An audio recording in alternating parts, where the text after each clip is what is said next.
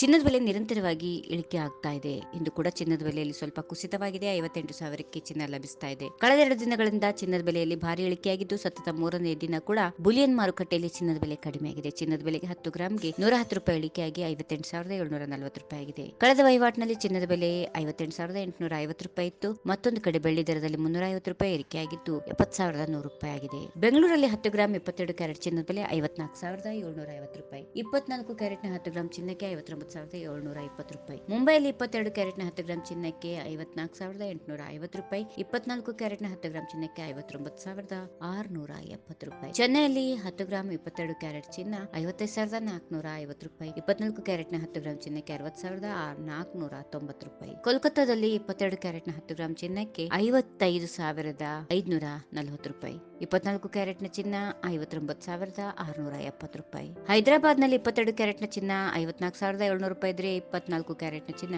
59,670 ರೂಪಾಯಿ ಇದೆ. ವಿಜಯವಾಡದಲ್ಲಿ 22 ಕ್ಯಾರೆಟ್ನ 10 ಗ್ರಾಂ ಚಿನ್ನಕ್ಕೆ 54,700 ರೂಪಾಯಿ. ಇನ್ನು 24 ಕ್ಯಾರೆಟ್ನ 10 ಗ್ರಾಂ ಚಿನ್ನಕ್ಕೆ 59,670 ರೂಪಾಯಿ. ವಿಶ್ವ ಮಾರುಕಟ್ಟೆಯಲ್ಲಿ ಚಿನ್ನದ ಬೆಲೆ ಏರಿಕೆಗೆ ಹಲವಾರು ಅಂತಾರಾಷ್ಟ್ರೀಯ ಕಾರಣಗಳಿವೆ. ಹಣದುಬ್ಬರ, ಸೆಂಟ್ರಲ್ ಬ್ಯಾಂಕ್ನಲ್ಲಿ ಚಿನ್ನದ ನಿಕ್ಷೇಪಗಳು, ಬಡ್ಡಿ ದರಗಳಲ್ಲಿ ಹೆಚ್ಚಳ ಅಥವಾ ಇಳಿಕೆ ಅಂತ ಅಂಶಗಳು ಸಹ ಚಿನ್ನ ಮತ್ತು ಬೆಳ್ಳಿ ಬೆಲೆಯಲ್ಲಿನ ಏರಿಳಿತಗಳಿಗೆ ಕಾರಣವಾಗಿರುತ್ತವೆ.